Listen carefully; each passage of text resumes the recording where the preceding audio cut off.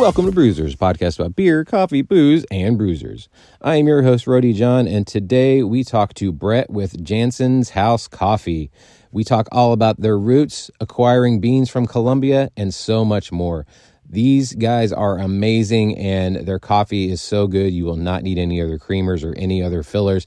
It is absolutely amazing. So definitely make sure to check out Janssen's House Coffee. Also, while you're doing that, make sure to sign up for our newsletter. It comes out twice a week. You get even more information about our guests. You get fun facts, and you get to find out what's happening with your favorite podcast, all about beer, coffee, booze, and bruisers. So without further ado, here is Brett with Janssen's House Coffee.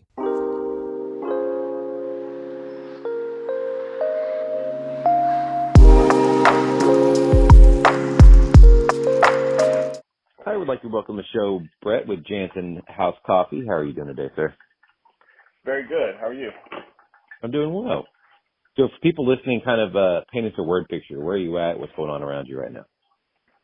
I am in my house in Kansas City, Missouri, and I am making some coffee, some red honey couture. Ah. Now, we were discussing a little bit before we started this that most people don't really know about the honey coffee process. I'm drinking your Colombian yellow coffee, your yellow honey coffee right now, which is fantastic. And we were saying you don't need to add anything to this. Like, you could literally drink it black.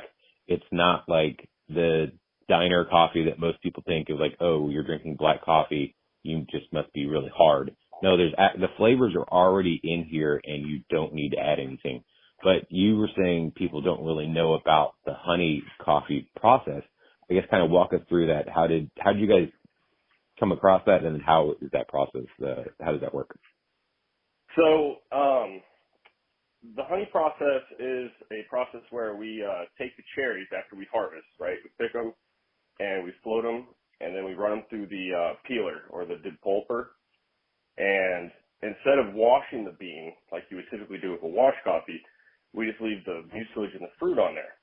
And then depending how much we leave on there determines if it's a yellow honey, a red honey, or a black honey. And then we move it directly to the drying table and we let it dry. And at that point, we have to rake the coffee or flip the coffee, 2-3 times a day for anywhere from a month to 4 months. Jeez. So it's a very labor-intensive process, but when done properly, it pays off. It clearly does, and I'm definitely tasting it right now as well. Now, let's go good. all the way back in time. What is your earliest memory of coffee? My earliest memory? I don't know. I'd probably say at my grandparents' house. They were drinking Folgers when I was a kid. That'd be my earliest. So, how did the story of Janssen Coffee come to be? Well, me and my wife decided we wanted to have like a different way of life, and we started out with cattle in Tolima, and we decided that we didn't like killing animals, so we wanted to do something more organic. And I had a background working in nurseries and working with plants and stuff, so we decided to pick coffee. So how did you guys, or I guess how do you get your beans, really? Because obviously that's the most important part, and then, roasting from there. Well, we grow them on our farm, which is in Huila, Colombia, particularly in La Brista. We're 6,500 feet up, and we grow a combination of different coffee types: Colombian variety, Caturra, Castile, Typica. And yeah, we don't use any pesticides. We do use a little bit of fertilizer, but no poisons at all. And we just kind of started the brand. We were initially doing wholesale, but we decided to start bringing it up here and seeing how it took. I mean, Americans do love their coffee, and especially when it comes to specialty coffee, people don't, I don't think, truly understand they think, specialty coffee, they just think, oh, this is just a little bit nicer coffee. Like, no, it's nicer for a reason. I guess for those who don't really understand, can you walk us through the process of how a coffee becomes a specialty coffee? Yeah, absolutely. So we take good care of our plants, right? We don't use pesticides or poisons, like I was saying, and we wash them and we dry them. Whereas opposed to a lot of other coffees don't even necessarily get dried at the drying table after they're washed. They just get sacked up, mold gets started, and they get shipped off to a wholesaler. But we don't do that. We dry them and keep them in a storage area until we take them to Bogota to get them roasted. And then we have a friend whose name is Mario, and he does our roasting. And he's a champion roaster. He's fantastic, and that's kind of the process. And there's obviously different processes for different types of coffee, like honey coffee or natural coffee. Natural coffee, we leave the cherry on there and we let it curate that way. And yeah. Very nice. Yeah, I also heard there's like a rating system when it comes to what is a specialty coffee and then what is just a regular coffee as well. Correct. Yeah. So we have our coffee tested by the SCAA standards, and so our roaster does that, and he takes like a dozen samples, and he inspects the beans for imperfections, and then does the flavor note testing also. And so one way we increase the quality of our coffee also is we do two different selection types. So we do after it dries, we select the coffee, which means we take out imperfected beans and we toss them away. And before we go to town, we do that again also, which literally takes a lot of time because you have to go through 2 or 3 tons of coffee, and each one you have to pick through. So it gets very labor intensive. It is, but obviously it's worth it because at the end you get genuine quality coffee. Correct. And that's the thing about Colombian coffee also is it's done the traditional way, which is all hand-picked. There's no machines for anything. So every coffee bean you see, that was hand-picked by somebody, and then it was touched 3 times at least. That's crazy. Yeah. Yeah, a lot of people don't know that.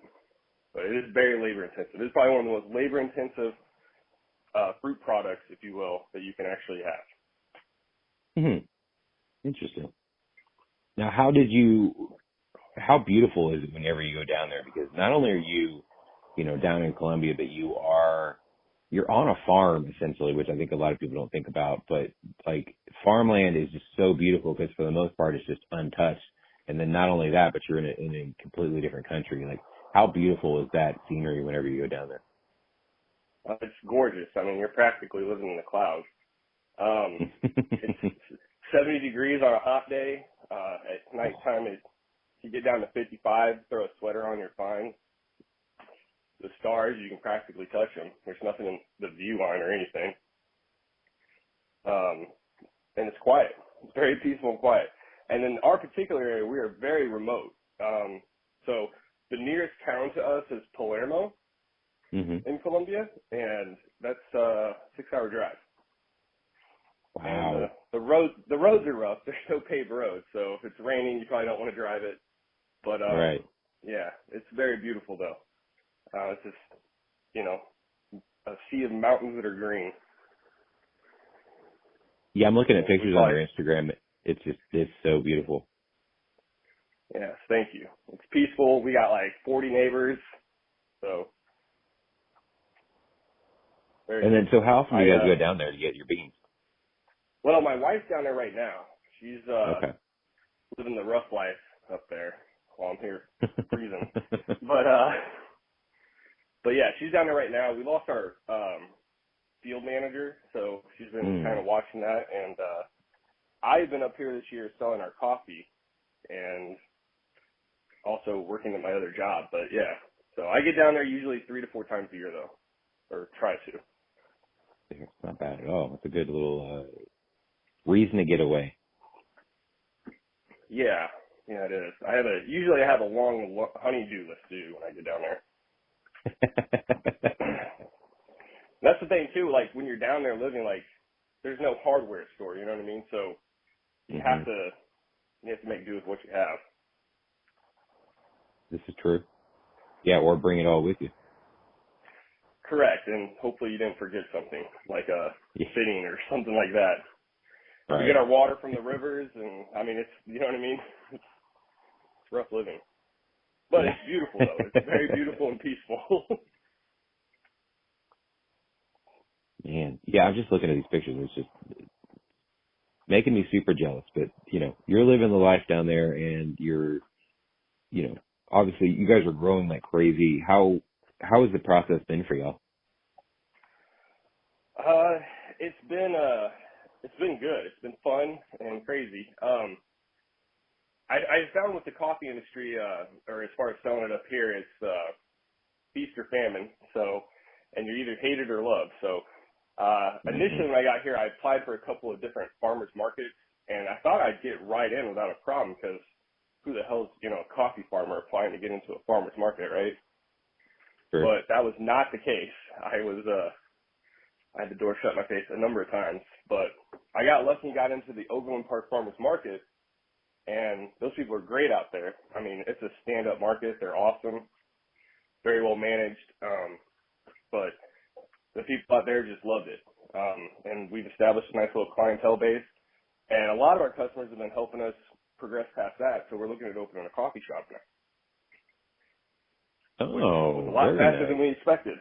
Yeah, it was a lot faster than we expected, but that's what we're looking to do right now. So yesterday I was looking at So some places, and we're going to keep doing that. how does the coffee scene looking in Kansas City? Like, is there a lot of different coffee shops, or is kind of maybe a scarce? So I'm going to see it differently than how other people see it. So there are a lot of coffee shops, but with that said, a lot of those coffee shops are buying coffee from one particular coffee shop, which is Messenger Coffee. And so Mm. they're probably the better coffee shop right now in the Kansas City area.